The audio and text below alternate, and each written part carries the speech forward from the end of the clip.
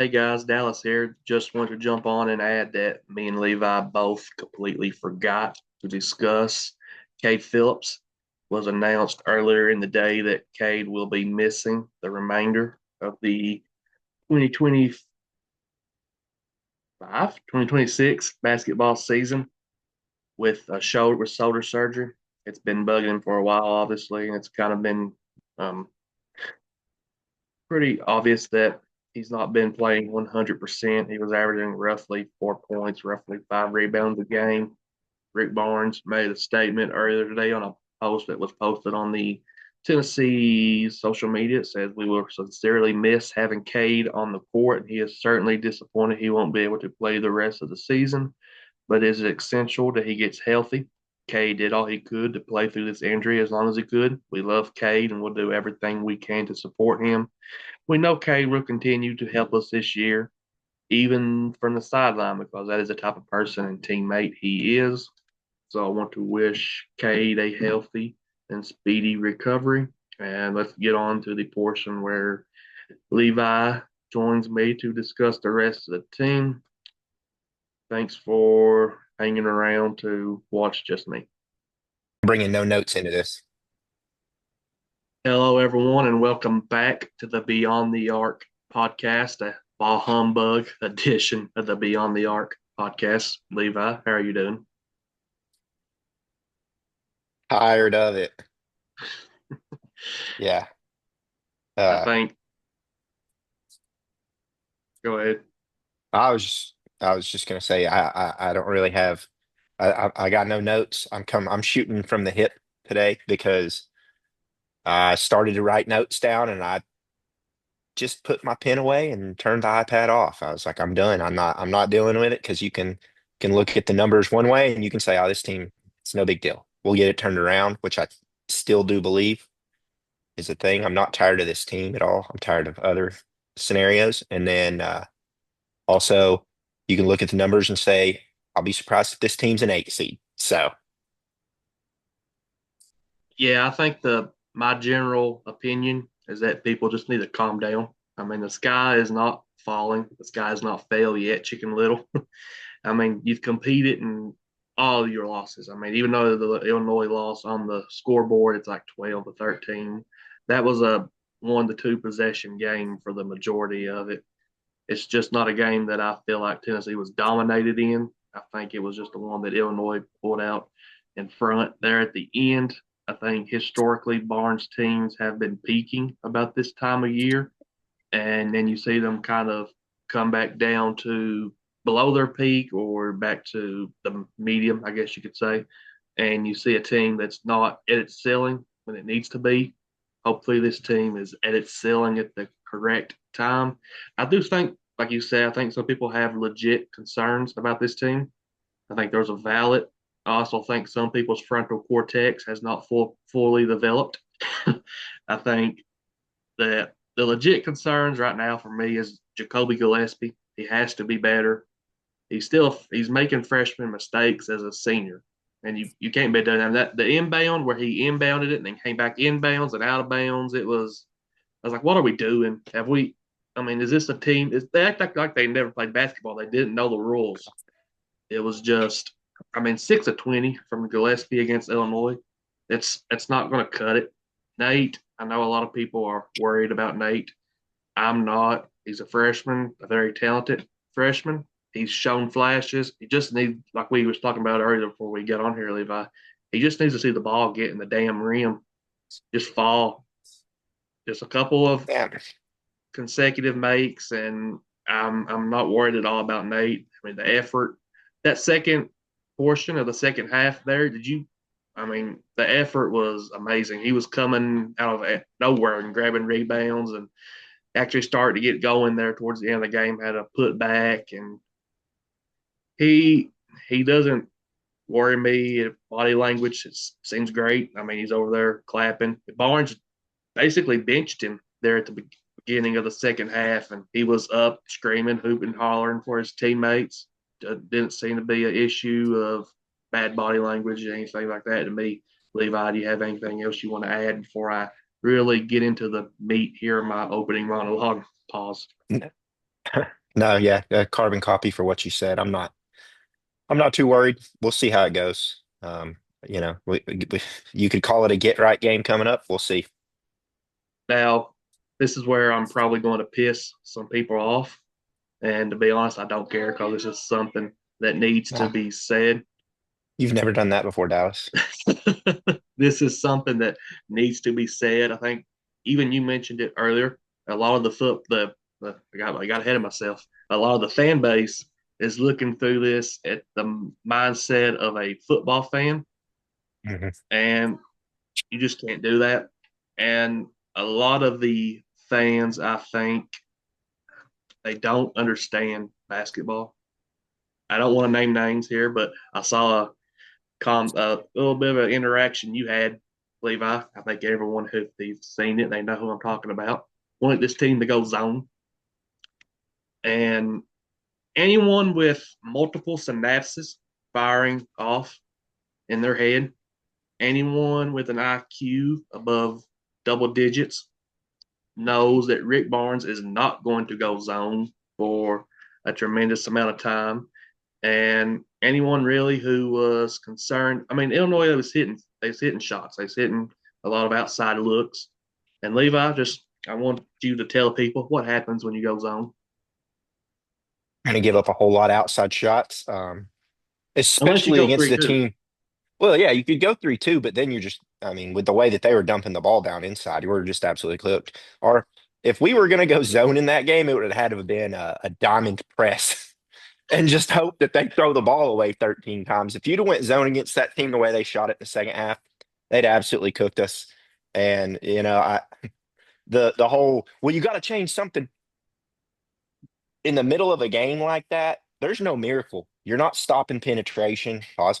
You're not stopping anything going towards the rim for the last, you know, for there's I could see maybe 6, 7 possessions where they uh went to the rim at will, and there was nothing we could do. And you know, we hit a three, they hit a three, we hit another three, they hit another three. At that point, it just kind of felt like all right, because neither team was really shooting the ball all that well. It No. felt like a Tennessee style game to where hey, if we can hit a few shots here or there, we're probably back in this. And then we just started giving up penetration. And credit to Kylan Boswell. He's a heck of a point guard. And Bishop did a great job on him. Gillespie, I thought, did a fine job on him too. But I mean, when you play a guy like that with the teammates that he has surrounding him, he's eventually going to start getting to his spot. And he did a few times in the second half. And the last thing that this Tennessee team should have done was go zone. Because Yes. if you go zone there, it's not going to do anything but maybe give up an 8-0 run, and then the game is officially over. So that wasn't the only Awesome. person, by the way. Yeah, I know. I know. There was a whole lot of them that were like, we should start looking at zone. Like, that's not what we do, brother. I don't really know how to go about saying this without sounding like an asshole. By the way, this probably going to be a bunch of language in this podcast because I'm just fed up with it. I apologize. I pray to the good Lord later to forgive me. But I feel like there's just a good portion of the Tennessee fan base that just doesn't know basketball. They just don't understand it. I mean, And we're a football fan base, Dallas. At the end of the day, you I know, know, I a know. lot of these people, and that's why they didn't care about basketball for so long. And then Pearl came in, and which is funny because all they can think about is Buzz Peterson and then Pearl. They have no idea that we had Green prior to Peterson, who was out here basically doing better than Pearl was doing. My girlfriend is has apparently ordered all of her stuff for everything. Here, check this out, Dallas. This is my sweatshirt. If you can see it. Oh, come on. Oh, it's there. It's it's kind of there. But yeah, she apparently has a full Amazon haul that just came in today because I've smelled 7 candles and looked at 3 things. But it is funny to get back on topic. Sorry, um, that nobody remembers that Tennessee basketball was. I mean, we were not just an afterthought in the late '90s and early 2000s. We had a solid program. We killed that program because football got good, and we really killed it when we hired Buzz Peterson. But there was a life before Bruce, and a good life, and all anybody can ever think about is Bruce Pearl. and it's really tiring, mainly because Rick Barnes is the best coach we've ever had here, and it's just it's been since 2019 that every at least once a year there's somebody or a whole group, which, not naming names again, that they want to move on. They want somebody young, they want somebody energetic. I watch Rick Barnes on the sidelines. That man's just as young as and energetic as any coach in the game. He works the refs just as any coach. Now he doesn't throw a fit on the sideline like certain coaches do. But I think people need to really truly appreciate what Rick Barnes is doing and has done for this program, because he's going to put us in a great spot moving forward. And I just wish people would, if you don't really truly understand the game of basketball, don't act like you do. I don't act like I know baseball. Same, So, same. you know what I'm I saying? mean, I'm it's not just going to get into it. yeah. I mean, it's almost the same group of people that Josh Heupel can do no wrong on the football side, and Rick Barnes can do no good. No matter what Rick Barnes does, it's a negative to it. No matter what Josh Heupel does, they're going to find a positive. They're going to lick it like cattle at a salt block, as I said earlier. I And I didn't know mean, where you were going with that one, man. uh, believe me, we might have some language here, but I won't go too far Okay, down the okay. gutter. But it's just, I mean, same people that were wanting to fire. There were some people that seriously wanted to fire Danny White because Tony Vitello went to the major leagues. These, I mean, I don't know what more adjectives I can give these people, what more words I can come up with, but there's just some people that I don't know if they're reactionary, if they have insecure issues. I'm not sure what is their problem, but they need to just take a break, get off the internet, lay the phone down, lay it down, go outside, touch some grass. All right. Cut some You got grass, it. man. Do not just touch it, cut it. Cut it, then touch it again. Cut it. Don't smoke it though. We don't want none of that. But No, no, no. you got anything else you want to add on that, Levi, before we switch topics? As far as basketball, we will have another show next week where we discuss Louisville. I mean, we got a whole entire week. There's not very much Yeah, going we on. don't we ain't gotta jump into that. We can talk about how Tim Banks got fired. Oh yeah, Tim Banks. And then it wouldn't surprise me at all if during while we record this that the replacement is hired. Wouldn't surprise me at all. I saw Chris Lowe tweet earlier and say he expects it to be done quick, which Chris Lowe, as we know, I mean, he's Yeah. And as he went plugged ahead in at and UT as anybody. he went ahead and mentioned the names. I guess it's good for us to mention it. Ryan Walters, current Washington Huskies coordinator, head coach of Purdue. I'm not sure if he would have been the Purdue coach when the Music City debacle happened. I'm not 100% sure No, that about was that. Jeff Braun. Okay, I thought it was, but I didn't want to. I didn't want to Yeah, sound Braun like I. Braun was their coach then. And then he also had some experience with Heupel before, coached with Heupel at Oklahoma and Missouri. So there's a familiarity there, which ain't going to go too well with the crowd that says Heupel only hires his buddies.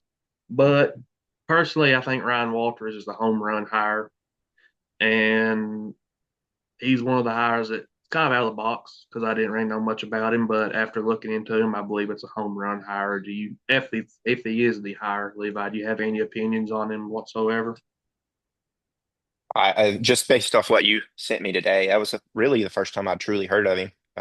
It was the same His for me. resume looks great. But as we were talking earlier today, I guess around lunchtime or so, um, I did not know that William Inge was the assistant head coach and the co-defensive coordinator at Washington while he was there. So I can completely understand why he wasn't okay with being just the linebackers coach at Alabama, Yeah. which I know he's just the linebackers coach here, but we paid more. I don't understand why DeBoer did him that way, because they had a top 10 offense under him, and I don't have no clue who the other guy was.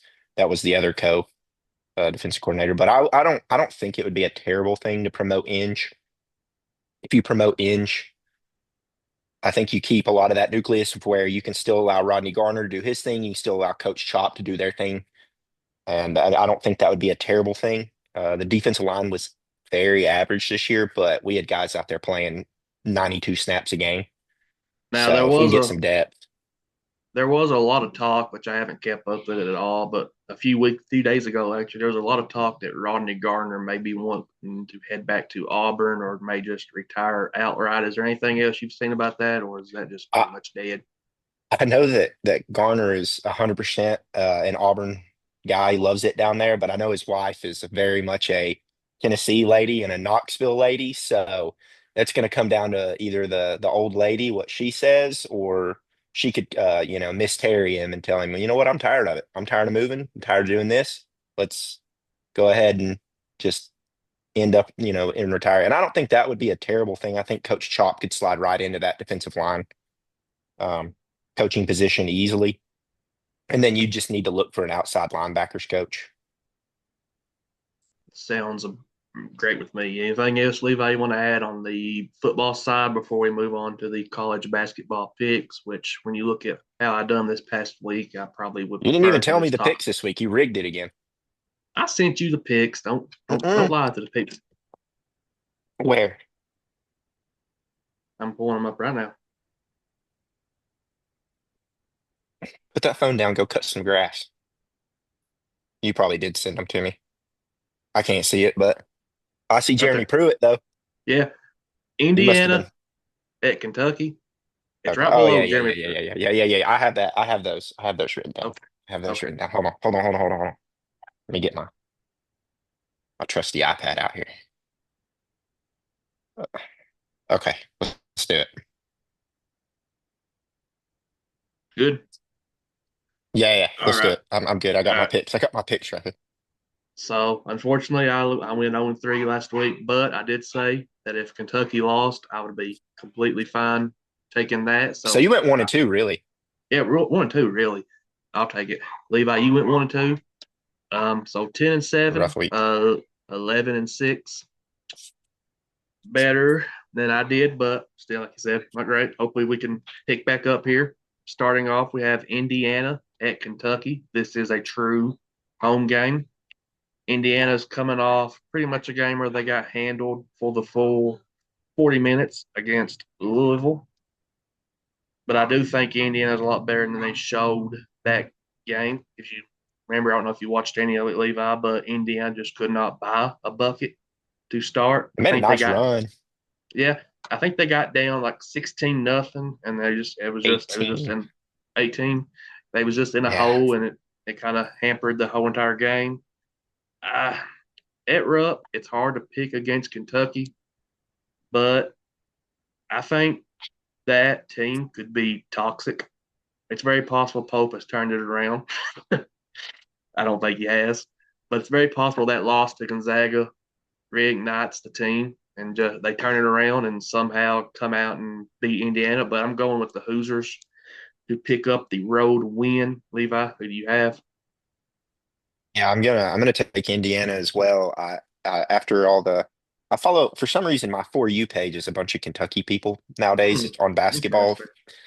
Yeah, I think it's probably because I tell them that their program's poverty and that they're basically nobody cares about them anymore. And I tried to tell them all off season that they can't shoot the rock, and they're like, "We have Diabate coming in. He shot 40% from three." I On was like, 20 "He attempts. shot." Yeah, I was gonna say he averaged point 0.8 shot attempts a game from three. So yeah, I would hope that he was shooting at least a few of them and hitting a few of them. But anyways, I saw a whole thread of a guy posting just clips of essentially players just completely fed up with their teammate after a play. Oh, Aberdeen drives the lane, throws it up, misses, and then you have Owe over in the corner pretends to shoot, that was which gold. that one was good. And then there's another one where they throw the ball to their big man Marino, and he Who could follows me, easily by the just way? does he really? That's funny. Yeah. He has about as much of a motor as my dad's old snapper that cut the yard back in the day. But there's a whole thread on him as well where they throw the ball into him, and he's wide open. All he's got to do is turn and finish. But instead, he catches it and he turns away and shoots a fadeaway and completely bricks it. And you just see, I don't remember who passed him the ball, but he's like throws his hands up and then kind of jogs down the floor, and then they give up a wide open dunk to the dude from. I mean, just the guy from Gonzaga just sprints right by him because he just didn't care to do it. fed up with his own teammate, and that's the type of stuff that you can't fix that in practice. So, like you said, I think they hate each other. So, yeah, give to make a very long statement, give me Indiana. All right, sounds good to me. And then moving on, we have Arizona, which is it's a neutral game against Alabama, but the game's in Alabama. Why are we doing this? Why are we having these neutral site games that are like 20 to 30 minutes away from Bama does one it. Have you team's? noticed that? They play Yeah, everybody neutral. yeah. I mean, it's Yeah, basically a Bama's done home it game. the It's last but 3 seasons. it's basically a home Hmm. game, and the next game is pretty much the same too, but it's technically a neutral site because it's not on their home court that they technically play on. But whatever. Give me Arizona. I It's love. honestly it's for the net rankings. You think They do so? it for net. Yeah, well, a quad one on a neutral site loss doesn't look that bad, right? But if you get beat on your home court in a quad one game, it stretches it out. I think it's even another 100 for neutral compared to home. So Alabama's just they figured out ways to stress their resume to make the committee make them, they look better. They could lose 8 games this year, and the committee would look at it and go, "Yeah, but look at all these, look at their net ranking," and then they're a 1 or 2 seed. So I mean, credit to them if they kind of busted the system. But give me the Arizona Wildcats. I love that Arizona defense. Um, the freshman play, and they have Tobe Walker, who I mentioned earlier a couple of weeks ago, has found a way to stay out of foul trouble. It seems so far. Give me Arizona on a neutral court, neutral against Alabama. Levi, who do you have? taking Alabama in that one. All right. I like them shoot the ball well. And then finally, another one, Arkansas, neutral site against Texas Tech. Games in Texas. It's like 30 to 45 Dallas, minutes. they playing in Yeah, I think Dallas. yeah, I think so. It's like 30 to 45 minutes from Texas Tech's home arena. However, Arkansas recently just beat Louisville. That was Arkansas. Louisville came to Arkansas, which was a true home game. I'm starting to come back to my Arkansas take. They look great against Louisville. I really like this Arkansas team, man. And then ever since Calipari's left Kentucky, I kind of came around on Calipari too. I kind of like the man. I hate to say it. I It's never hard. thought of, It's hard to hate Cal, man. Even when he was yeah, at Kentucky, I mean, I just always liked the guy. yeah. He says a lot of things that just you don't hear many other coaches say. He kind of reminds me a lot of Barnes in that way. Yeah. But give me the Razorbacks against the Red Raiders. Levi, who do you have? I'll take Texas Tech in that one. I'm going to go against you twice here. I like Texas Tech's defense. They're starting to settle in a little bit. If they can figure out a way to hit some threes, I think that they can jump on Arkansas. So I'm going to take Tech in that one. I think that one's definitely the biggest toss up of the three we picked. I was getting ready I to don't. say I think that's the biggest 50-50 game on the slate. Yeah, it is. That's tough. I ran as many simulations as I could, even with my Grok algorithm that I got. That his my Grok algorithm right now is hold on, I got it in my notes here. I am 14-3 this year with the Grok algorithm, which it's just pace versus defensive efficiency versus the amount of threes you take in a game. So that's the only algorithm I got, but it seems to be paying off pretty well. I actually, after I done all this, I went on Haslametrics just to see exactly where the teams ranked. And the predicted score on Haslametrics as of like 2 hours ago was Arkansas 75.43 to Texas Tech 75.42. Yeah, That's it's how insane. that's how close of a just anything could happen in this game. Really looking forward to it. Yeah. So moving on to our hardly known Hoopers this week, I'm going to the Big Sky, which gave Tennessee Dalton Connect. And this guy kind of gives me a little bit of Connect vibes in a way. Peter Bondelch, a Cal Poly sophomore, averaging 17.4 points per game on 49% from the field and 50% from three. Recently against Fullerton, he had 37 points on 9 of 10 from three, which I don't know. I haven't looked. Has to be an NCAA record. I haven't looked to see if 90%. anyone's 90%. It's just and It's also pretty against you. insane. against USC, he had 12 points, I think, to start the year with Mhm. on 2 of 4, something like that from three. But he's just an absolute sniper. He's shooting, like I say, 50% from three on the year, and that's not a guy like um What's happened? I have no idea. You have a That's ghost. I think so. That's not like There's something over there. that's not like Diabate, who's out here averaging 40% on 0.2 attempts. That's a guy that's actually shooting the ball. Levi, Mhm. who do you have as your hardly known hooper? We're gonna go to George Washington, um, or Rafael Castro, He's an old big guy. man. Yeah, he's really not that old. He's only been in the league in the NCAA 4 years, which is kind of funny. George Washington's, he's pretty old. Oh yeah, you're right. But he now has a new owner, and the dude's name is Rafael Castro. I don't know if you can say that. I probably shouldn't have. But he's his offensive rating this year, according to Ken Palm, is top 30 in the NCAA. Last year it was top 75. I should have jumped on him last year, honestly. One of the Pause. better players in only you. But he's shooting 68% from the field. He doesn't shoot threes. He's not a three-point shooter. He's a true iconic dump the ball into the post and let him go to work type big man. He also never turns the ball over somehow. He's top 40 in the country in a turnover rate, and he also has a ridiculously high assist rate that's top 150 in the country.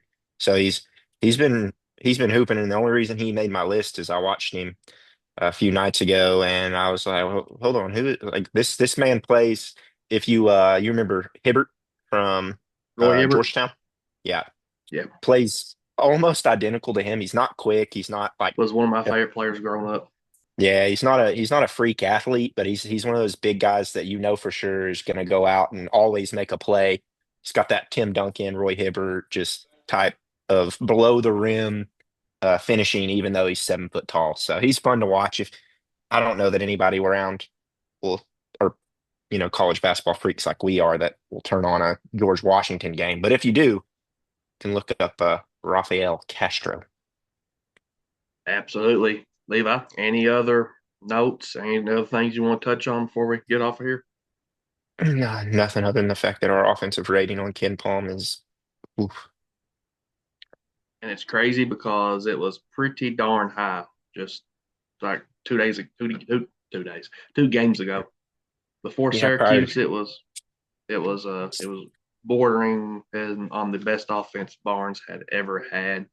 But just want to reiterate That's pretty pitiful. everything I said. I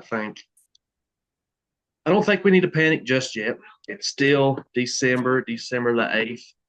Now, if we're in January 25th, January 21st, and we're looking at a team that is battling to be top of the SEC, you can panic, man, people. But for now, let's sit back and, like I said, touch grass. With that being said, we're going to get off of here, and we'll be back next week to discuss the Louisville game, a game that I'm really looking forward to. I think it's going to be a barn burner. I predicted that we wouldn't lose at home this year. This is going to be a game that could be the one that bursts that whole bubble. But with that being said, go Vols, and we'll see y'all next week.